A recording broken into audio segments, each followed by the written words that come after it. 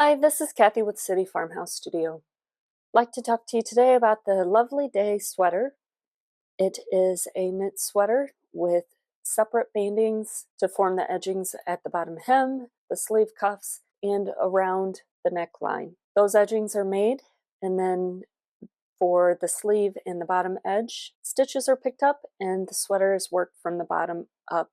The collar edge is attached at the end. So today I want to show you a little bit more about this pattern. The links for the pattern location can be found in the description below. I use the premium K&C knit and crochet yarn. This is available at Joann's. This one is called the Essential. It's 100% cotton. There's 180 yards or 165 meters to 3.5 ounces, 100 grams. It is a category 3. You can see it's not super thin, but not a worsted either. For this LK150, I had my tension gauge set to a 7. So for the pattern, the instructions tell you to cast on 14 stitches, which I have here with waste yarn and ravel cord. And then you're going to need to refer to the chart. The chart is set up to where it repeats every 4 rows. And to start, you're going to take your working yarn. I have it already thread through the mast of my knitting machine and make a slip knot on around my latch hook. And I want to leave a little bit of a space, about a loop size, because then we're going to go and crochet around that first needle. So you just come from the bottom side of the needle between the one you're making a stitch around and the next one, and just pull the yarn up through the loop that was on your latch hook.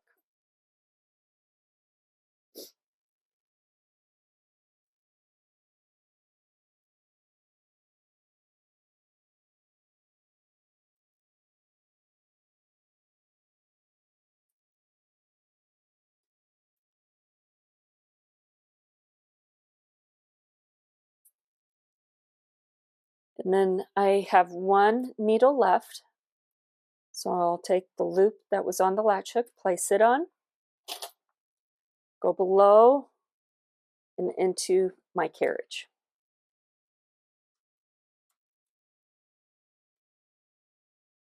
Okay, so now we're going to start knitting our pattern.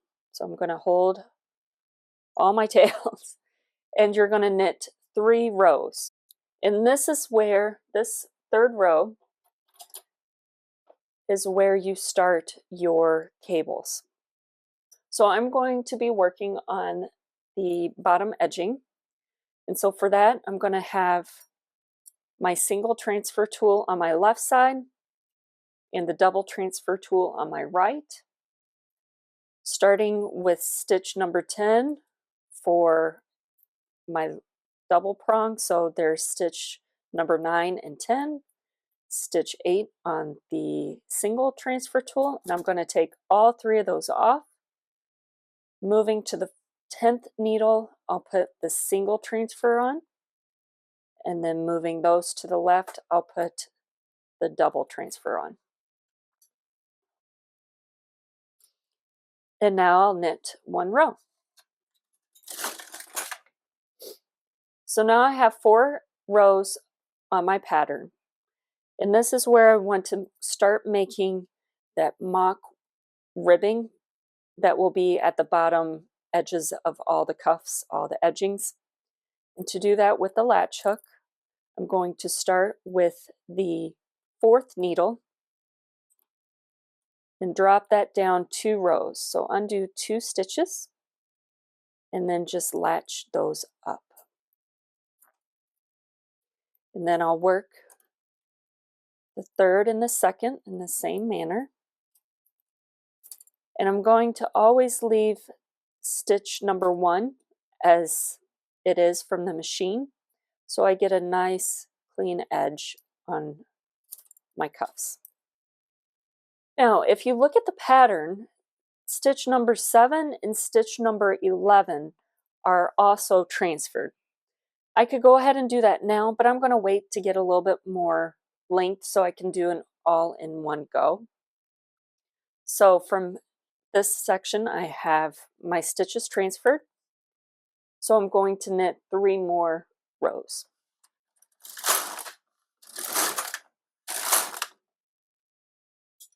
This again, I'm going to transfer my cable. So starting at stitch 8 for the single, 9 and 10 with the double. My single moves first, and then I cross over, knit 1 row, and then transfer those 3 stitches.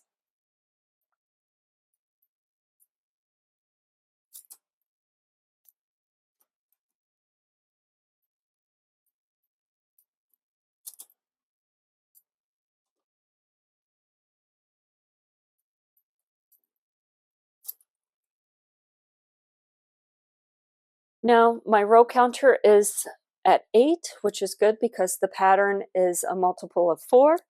This would end my set repeat. So I have 2 sets of motifs, 2 cables.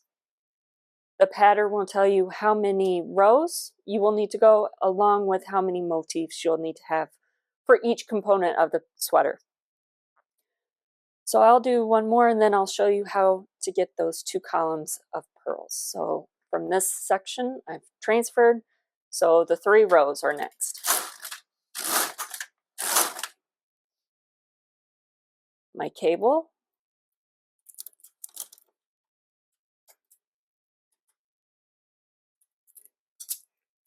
knit 1 row back,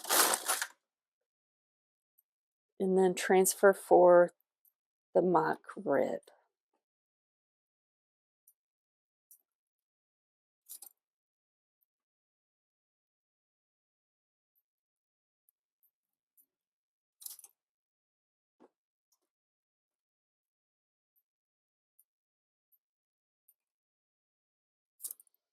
Okay.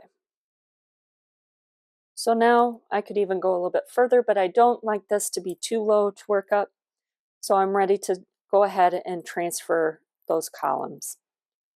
So for those columns, I want to tab out needle 7 and needle 11.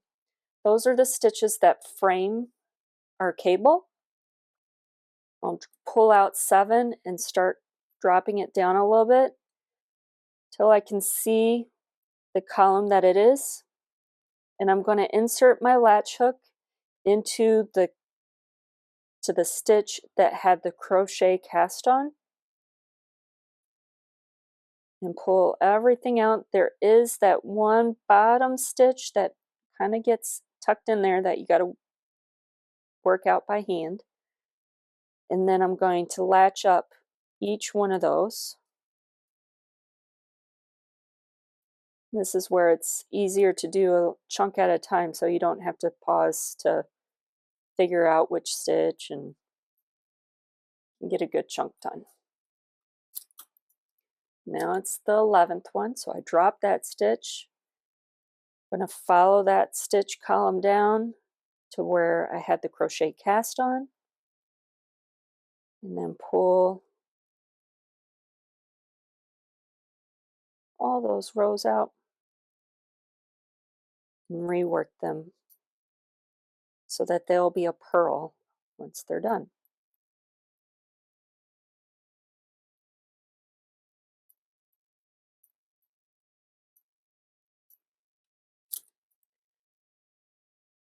So there you go. So that is the main construction of the edgings, and then you're going to want to bind off. And to make an easy bind off, I just raise the tension as high as it can go and give some weight to the edging, pull it down so I get a good size of a loop. And then I'm going to take one of these off. With my latch hook, you slide the first stitch off and go into the next loop and just pull that through. So you just crochet bind off each one with your latch hook.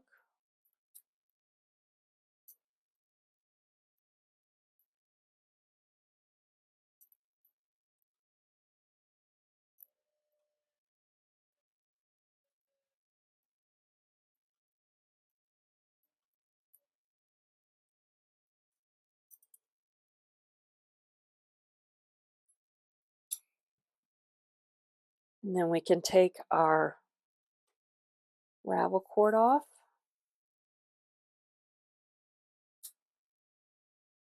And there you can start seeing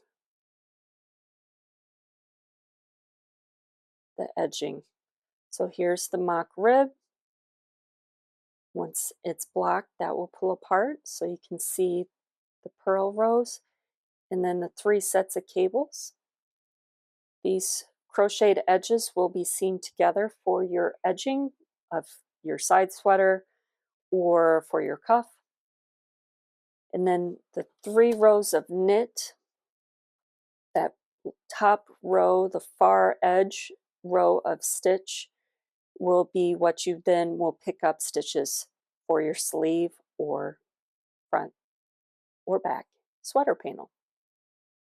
So once you are finished with your edgings, you're ready to begin your front and back panel. The front and back are very similar all the way up through the arm sky. The front panel just has more shaping around the neckline, but they both do have shoulder shapings. So I'm going to show you the front panel. It shows you everything you need to know about the back panel. So both of them, you will take one of your front or back edgings and hang that last row of stitches, the one full stitch on the edge, not of the cuff, but just of the 3 rows. So you'd have 2 rows of stockinette, and then the one would be for your selvage seam. Go ahead and hang it on your specified number of stitches for your side. I have split up between the full amount of stitches and then just what you need for half of your bed. If your machine does not have the full amount of needles for what you need for your size, you can just work on one half of the garment at a time, do all the shaping, and then redo the other half, and then having to seam those together. You won't add your edging on at that time. There is a note in the pattern, so please refer to that if you are splitting up for your sizes. So once you have your edging hung on, your carriage is on the right, and my row counter is at 0, and you're going to knit so many straight rows up. This is what will finish the body length of the garment. So if you do want a longer sweater, this is where you would want to add extra rows. I am not going to do a full amount, so just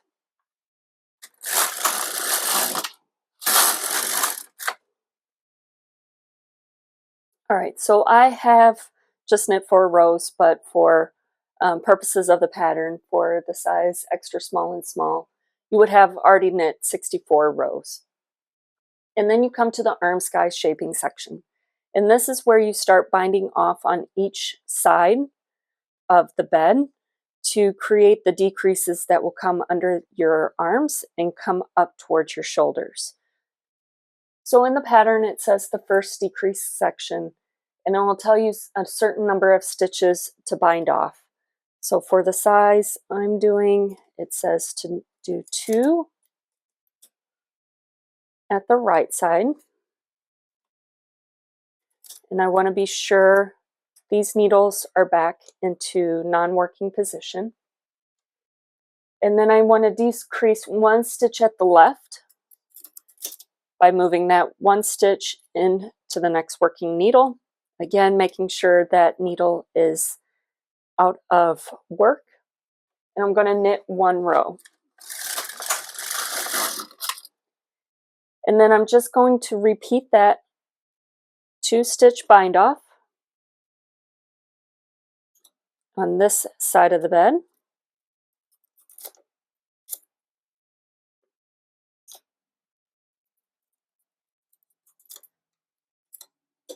Make sure those are out of work. And then just the 1 on this edge. By doing the one on the opposite edge, it helps create a nice smooth curve so you don't get these stair steps that you'll have to work in as you're seaming. And then knit one back across.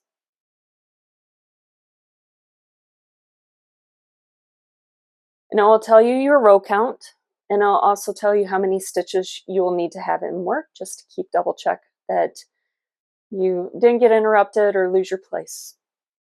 And then you move on to the second decrease section. And this is set up very similar to that first decrease section. It'll tell you how many to decrease on the right, how many to decrease on the left. But then you'll also see below it says to work that second decrease section a total number of times. Most are 1s or 2s, but then the 5x does go up to 5 times. So this especially is important where to refer to your row counter and how many stitches are in work. So I'll just go ahead and do this once more. Again, the one side on the opposite edge of the carriage, those are out of work.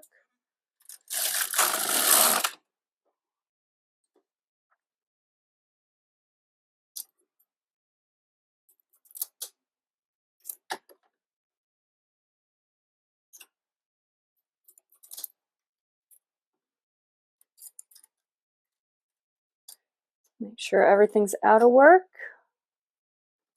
Now knit my one row.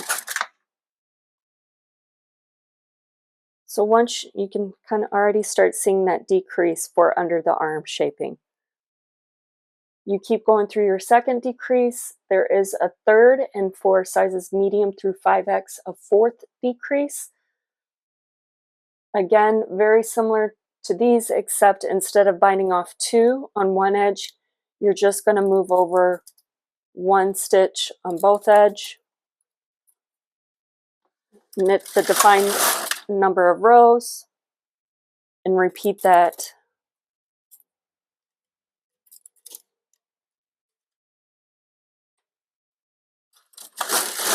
so that your carriage is back on your right.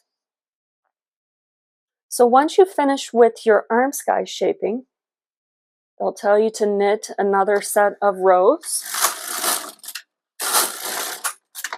And that's going to move your garment up from where it is at your bust line to where the neck decrease section is. The neck decrease is not the bottom of your sweater neck edge because you will have that whole thickness of banding that you will add onto it. So we'll pretend I knitted my rows for my size. And then you go into the next neck shaping section.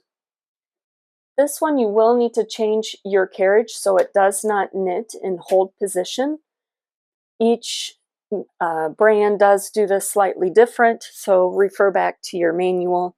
Most are just levers on the side that you'll flip back and forth, or at least the ones I know of. Once you have that, you're going to pull all the needles on the left side of 0 to hold position, because we're just going to be focusing on shaping this side of the bed. And you're going to knit 1,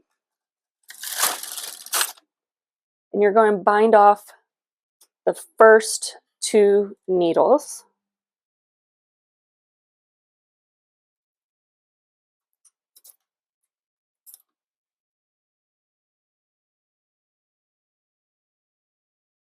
Again, making sure that those needles are out of work.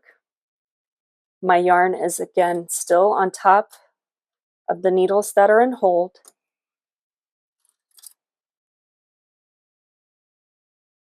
And I'm going to knit 1 row back.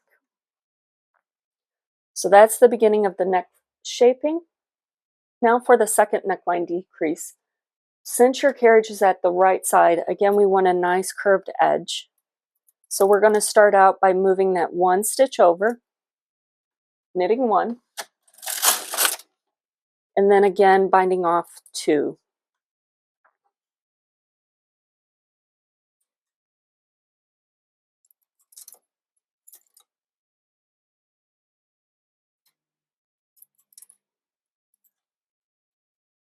and then you knit your row back. And you'll do that until you have the number of stitches bound off. It'll tell you how many stitches in work, so you can really double check everything, and your row count section. There is a third and fourth decrease section, and those will just keep decreasing the number you bind off when your carriage is on the left side, so that it starts coming in more at an angle in.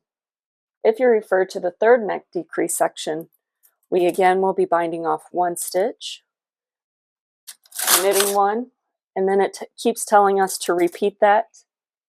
So we just keep binding off the one stitch back, knitting one row by moving that one needle stitch out towards the shoulder edge. Once you finish with all of your neck decreases, you'll be working on your shoulder decrease.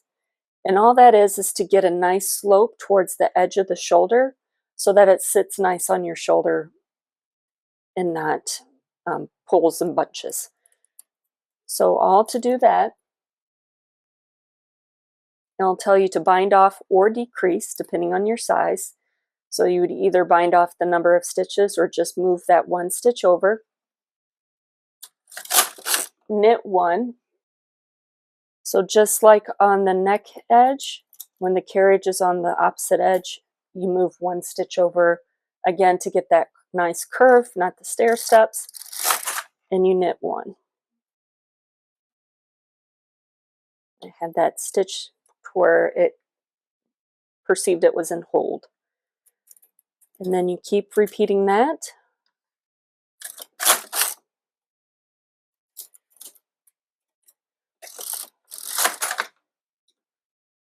For your desired number of stitches, so you can start seeing that slope, and then you will bind off.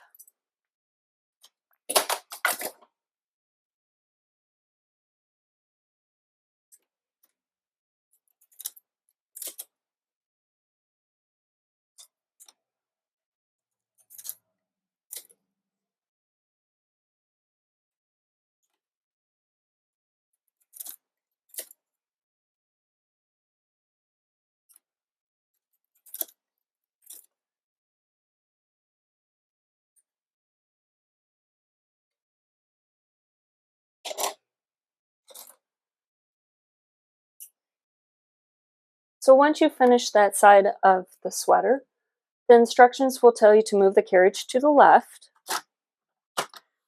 I don't trust myself with moving the buttons and levers to make sure this doesn't drop, so I hand move it.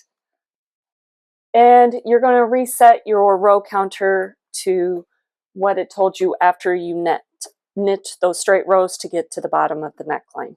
So now we're just referring back, kind of like going back in time, so we can work the same thing on this other side of the bed.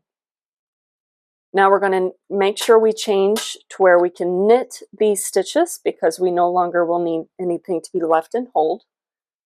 And we're going to repeat the neck shaping section as described in the instructions that we did on this side, but whenever it said right, we're going to do left, and when it said left, we're going to do right. So we just want to make sure our neck shaping is on this edge and our shoulder shaping is over on this edge. So just as before, we're going to go back to that neck shaping first decrease section and knit one row, and then bind off the two stitches.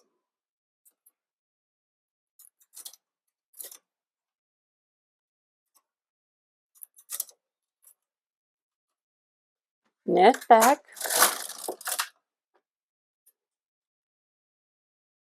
And then that will move us onto the second decrease section, which begins with moving one stitch over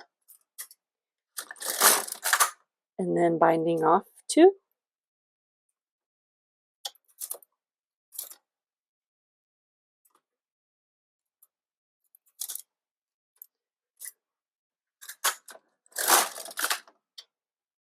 And then the third, where we did the one stitch and one stitch. Now, as you keep moving further and further out to the left side of the bed, be sure your carriage does go past your row counter and counts that row you knit. Nothing like having your row counter off because you didn't trigger it. So once you finish your neck edge, we go to the shoulder shaping section.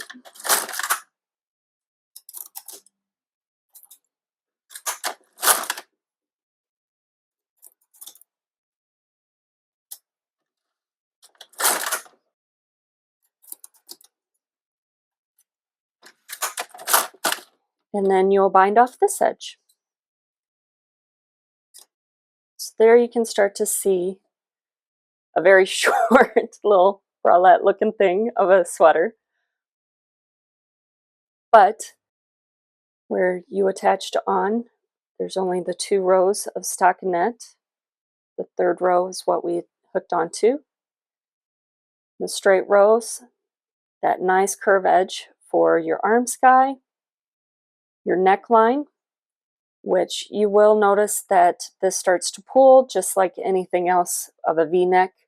However, whenever you do sew your collar on, that edging, it will ease into that and you can get it to close shut.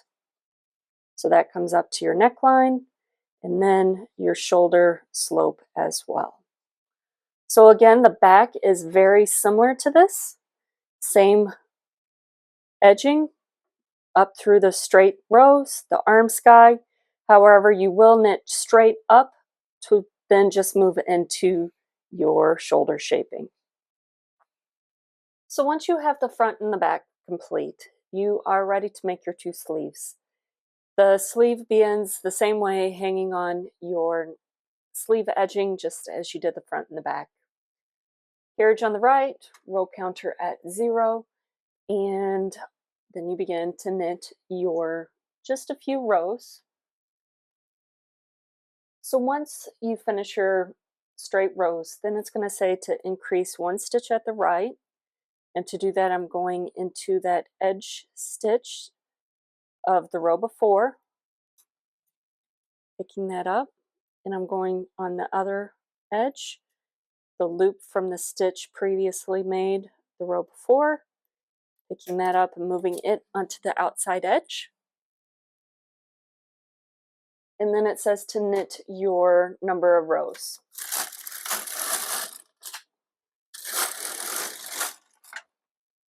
And it says to keep repeating that, so I'm going to go ahead and increase again.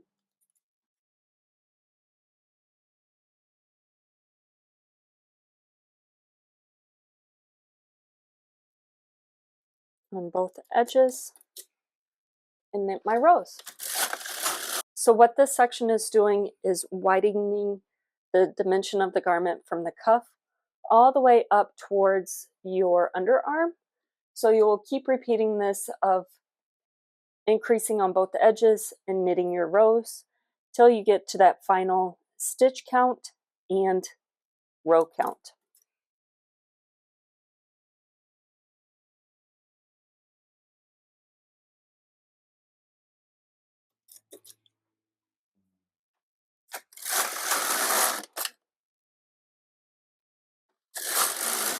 So once you've finished your increasing number of times for the repeats, you have the specified number of stitches, your row count is correct, it will tell you to go ahead and knit so many stitches, and that just gives you the next little bit for the length of the sleeve before you decrease for your arm sky.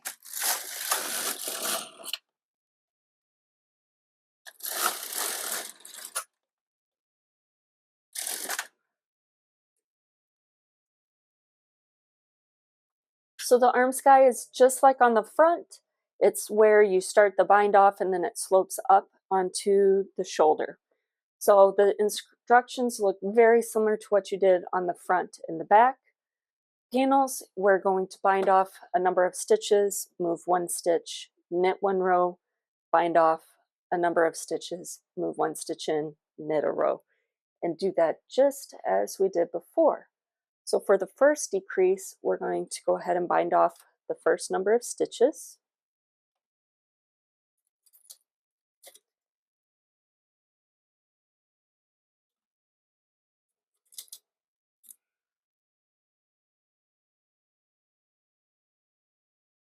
And it says to decrease 1 stitch at the left, and then knit my row,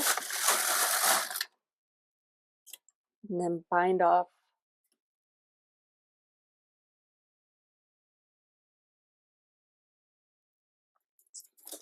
the stitches at the left, and decrease 1 at the right,